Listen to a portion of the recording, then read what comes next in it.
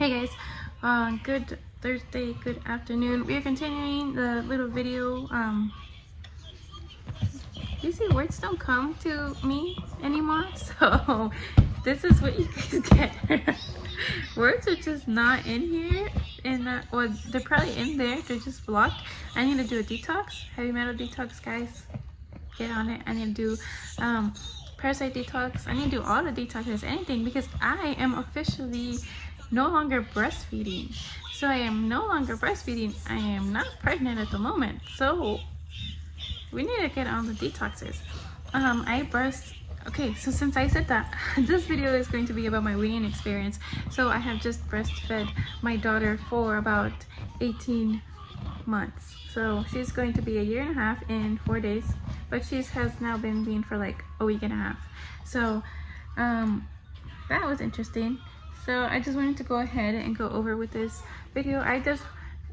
Full disclosure, I was just done breastfeeding. She was very much not done breastfeeding. So a lot of times people go over like gentle weaning or respectful weaning. She was not being respectful of my feelings. So I was just kind of like, you're done. That's like my thing here in my house. It's like my son already knows. It's like, you're done, like you're done. And so I was done actually. So then she had to be done because I was just not getting enough sleep. She is teething, and I understand that comfort.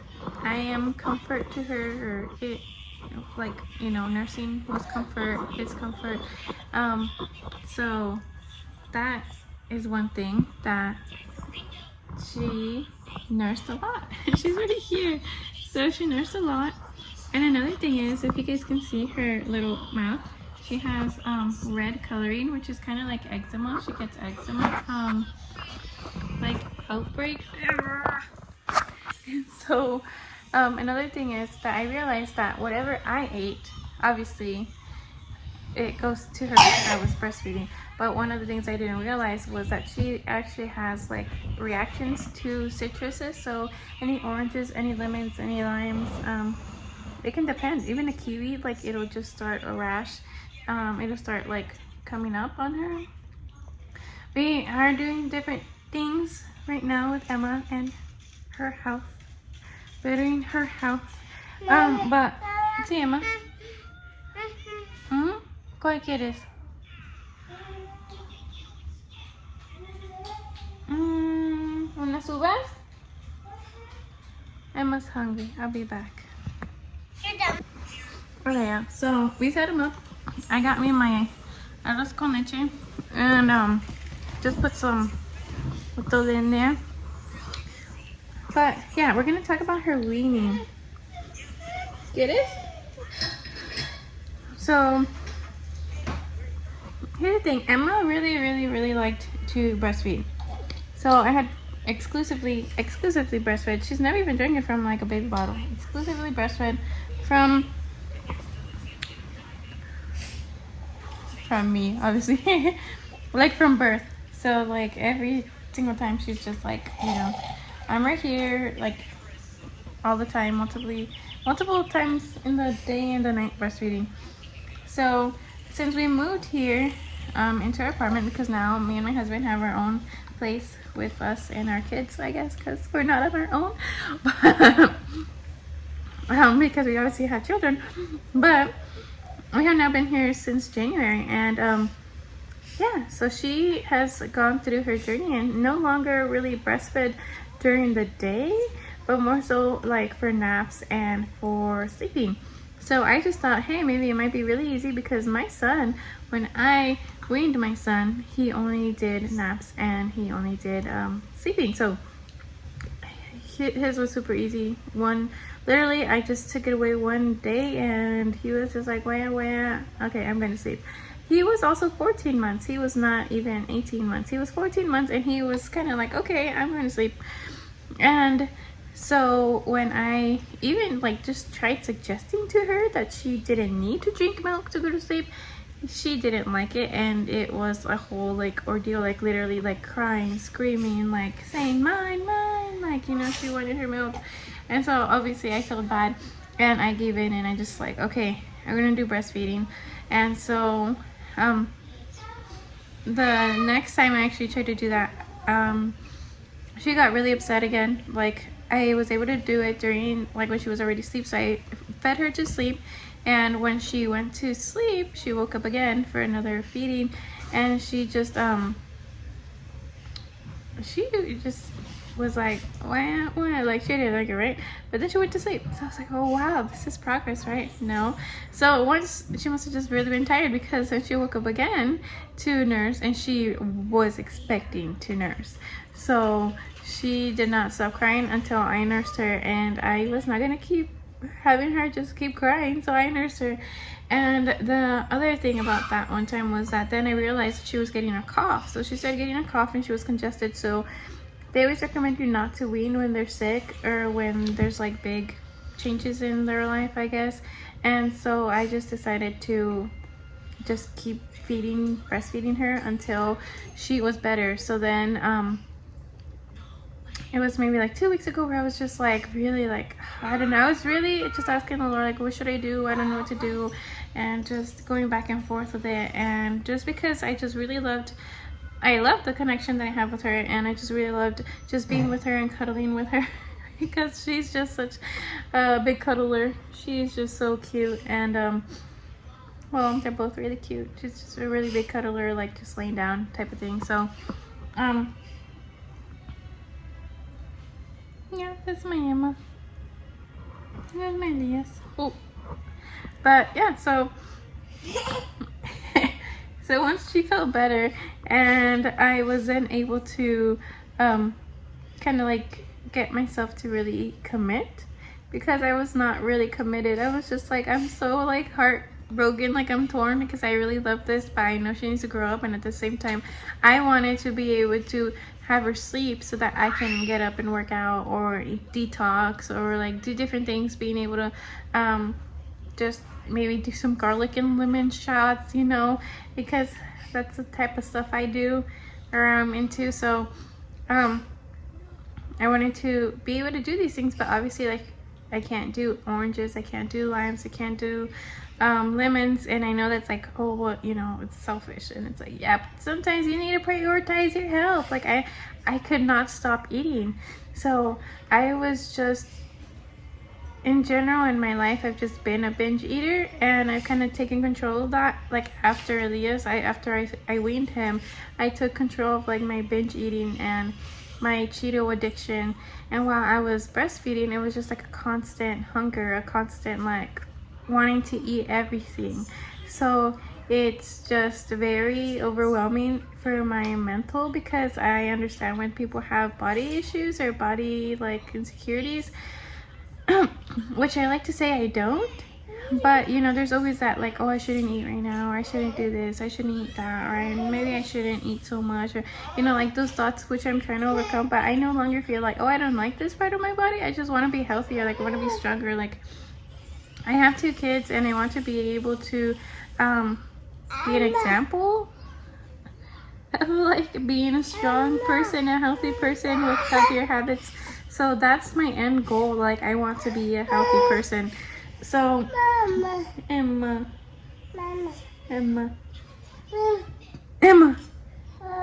wow. So that's ultimately what I want to do. I want to be healthier.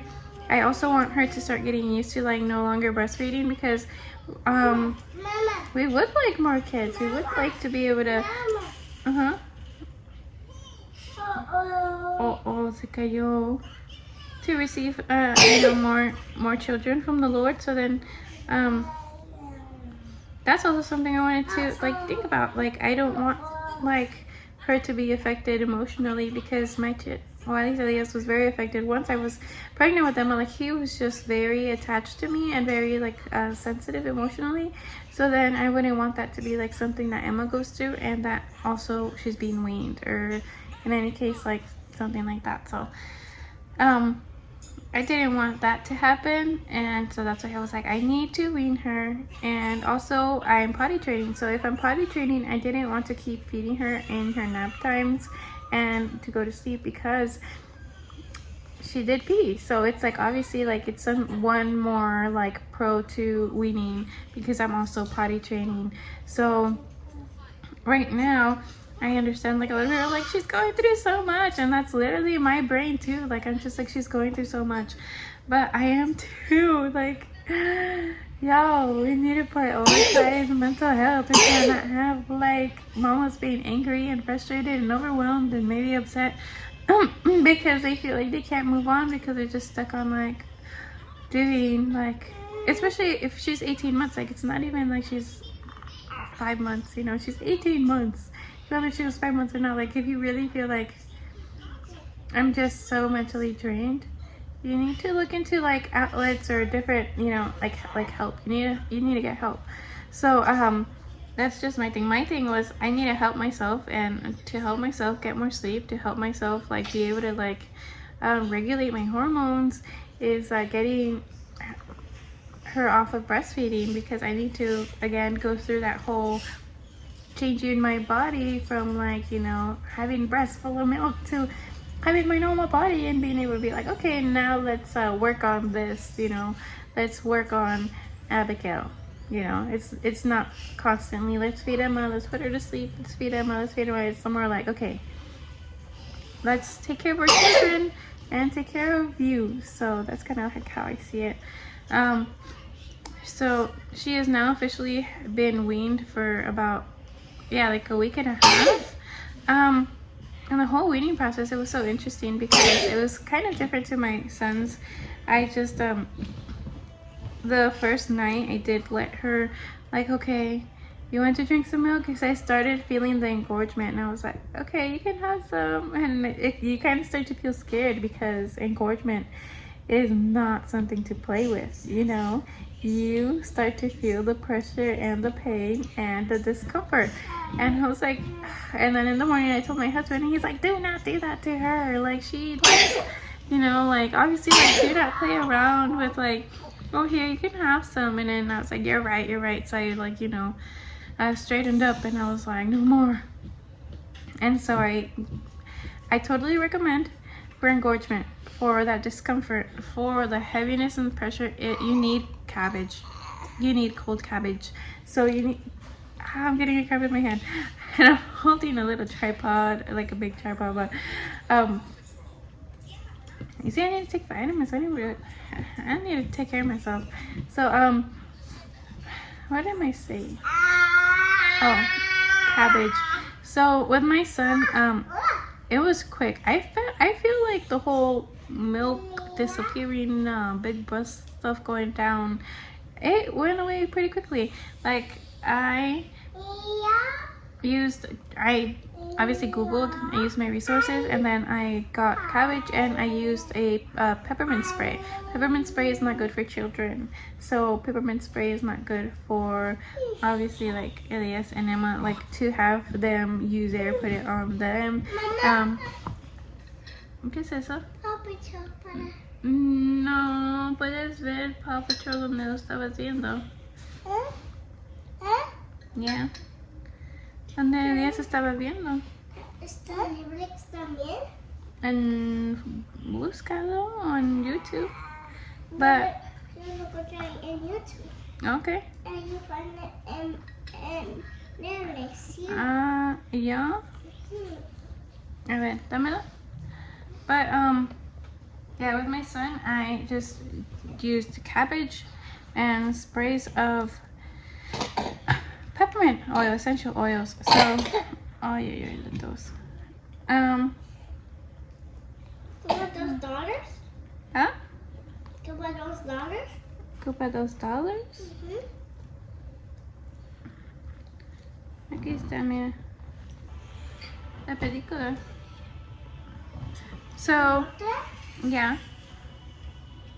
So with that, I just literally felt so much relief. It literally felt like it was just going away. The engorgement just didn't last at all.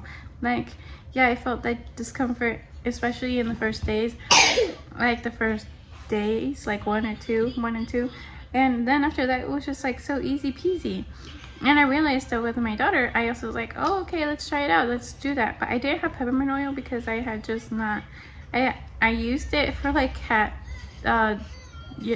spray, you know, like so they don't pee outside. I used it for that, and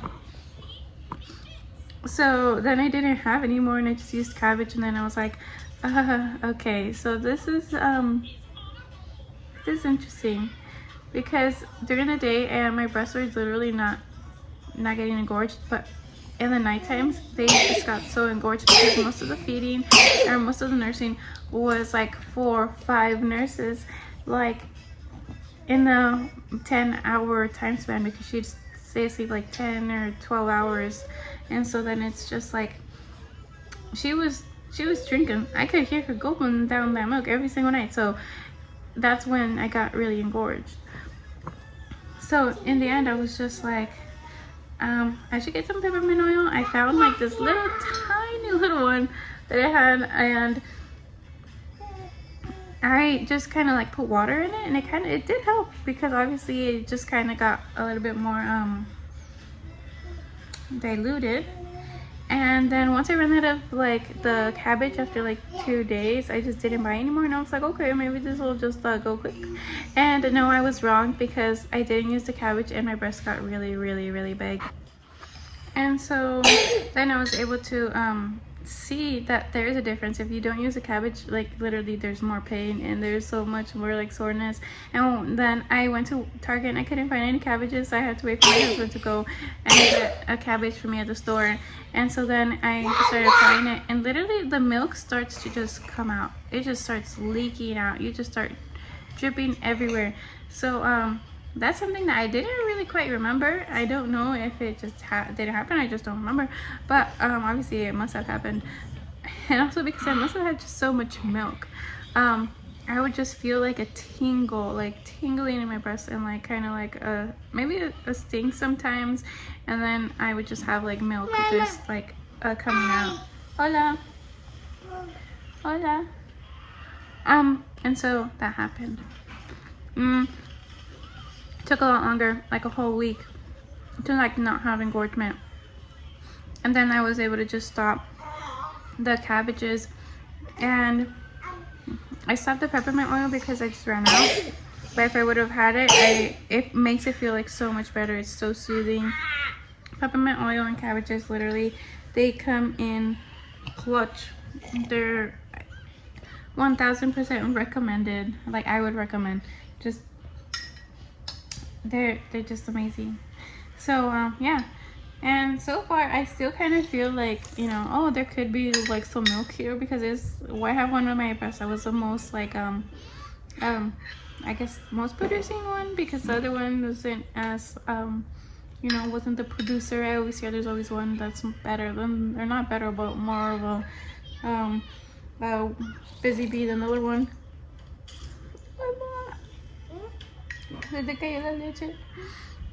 And then so yeah, that happened, and now I'm pretty much like seeing like my body, how it's going to be. My body. It's because I always tell Elias like, this is my body. So yeah, so that's how it went. But as far as like sleeping and naps, for naps she literally has to just pass out. So I can just be sitting down, she can be watching something with her brother, or I can just be sitting down with her, or yeah, and she just passes out like just randomly. Well, not randomly, but obviously she's exhausted. Like now she took a nap in the couch for like 2 hours. 2 hours. So yeah, she had a really good nap, and it was in the living room with the light. Didn't have to worry about waking her up or anything, because obviously my son was still jumping on the couch and he was watching Paw Patrol. And so right now it's, Emma, saca la uva de mi arroz con leche. Gracias. And tómale.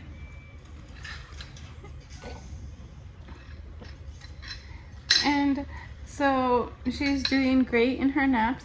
I just can't really get her to take the nap by like, oh, here, lay down and take a nap. Like, she just has to fall asleep, like passing out. And so that I'm fine with that. I don't want her to cry, like forcing her to take a nap. Unless she's just crying, then I'm like, okay, let me carry you. You're done. No. to go to sleep, it was so tough. Like, I wasn't sleeping very well. She was just not having it. As of now, she does not sleep in the room. We were all co-sleeping in our king size bed, cow king size bed, the 4 of us, and now it's like a bed for 2 because it's just my husband and my son. Emma, I had to carry her, you know, like until she would lay down, and once I would lay her down, she'd wake up screaming. She wanted me to carry her again. At one point, one day, I just laid her down on the couch, and she just like lay down on the couch, curled up, and went to sleep. And I was like, you want to just sleep on the couch? And so then I'd always, like, you know, move her over to the bed, and then again, like, if she'd wake up in the middle of the night and notice she was in bed, she'd get up screaming and crying, and she'd get upset. So I feel like she just has like a connection to, like, oh, I go to sleep in this bed with my mom and, you know, nurse. And now it's like, oh, I don't nurse, I don't want to sleep here, I don't want to be here. And then so I also noticed that she would just kind of like lay down and like find her own place. Like, she would no longer sleep right next to me. She would just te quiere dar arroz con leche. She would just go and find her own place and get herself comfy. And I was like, you're growing up. That's so sad. Like, in the sense of, like, she didn't sleep next to me. But now, see, así arroz con leche. But she just wants to sleep on the couch. So I kind of like told my husband, I'm just gonna sleep with her on the couch for a little bit. And then I just see that she just stays asleep, and I just so yeah, we still have to figure out exactly how all that's gonna work, because we do have another couch in the bedroom right next to us instead of the living room. So she might be sleeping in there instead of like in the living room. And then so that way I can actually sleep in the room again, or I don't know what I'm gonna do. But so far we're sleeping on the couch, on this couch. I don't want to show the couch because these kids just kind of made a mess. But yeah, she sleeps. And thank the Lord really blessed us. And my sister was just totally a part of this. I have a twin sister. My twin sister, she went to an estate sale and she found this sofa for $20, and she totally got it for us. And yeah, so thank you, sister. And it was amazing because now I actually have somewhere to lay. We only had like kind of like a 2-person couch because we were like, we don't need very much more than that. And then now that she sleeps on the couch, I was like, okay, I need somewhere to lay down. So this literally came at the best timing ever, and it was just super amazing.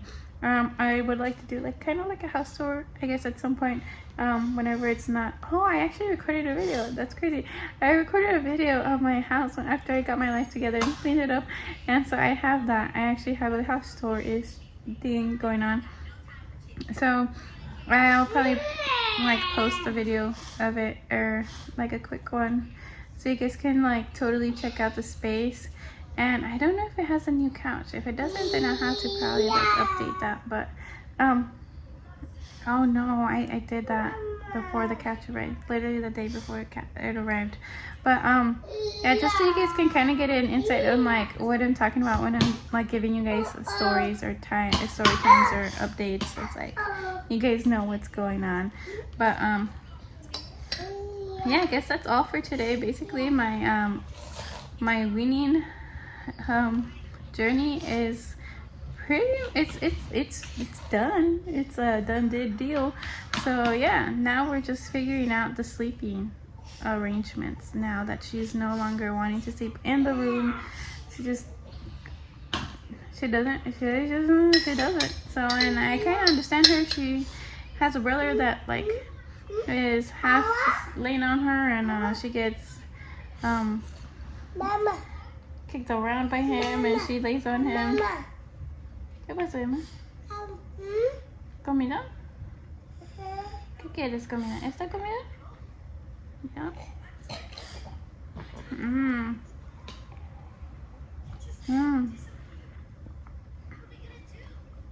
So yeah, that's what we're doing. We're just fixing our sleeping arrangements. But that was my experience. So number 1, use cabbage and peppermint oil.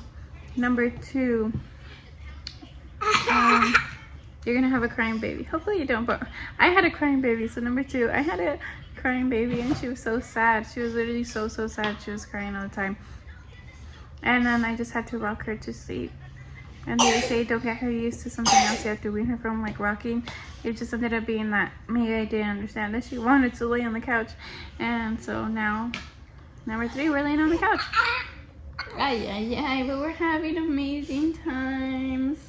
Taking naps and yeah, sleeping. I love watching her just like see the blanket on the couch and she'll just climb on it and she'll just like, lay down and she'll go to sleep. But my husband's not happy because obviously like I'm not there and Emma's not there, and he's just like, this is so weird, like the bed's empty. So we've been co-sleeping for 4 years since my son's been born, and he's just like, this is weird. But he's like, I'm pretty sure he's just taking advantage of the fact that it's like, or just not taking advantage, but enjoying the fact that he gets a whole like bed to himself and just my son sleeping there. So yeah, he hadn't been able to sleep for a while because he'd get kicked over to like the edge of the bed. So yeah, that's something. Yeah, at least let's catch up on sleep first. That's what I'm doing, catching up on sleep, and then worrying about sleep schedule. I'm sleep arrangements. So yeah,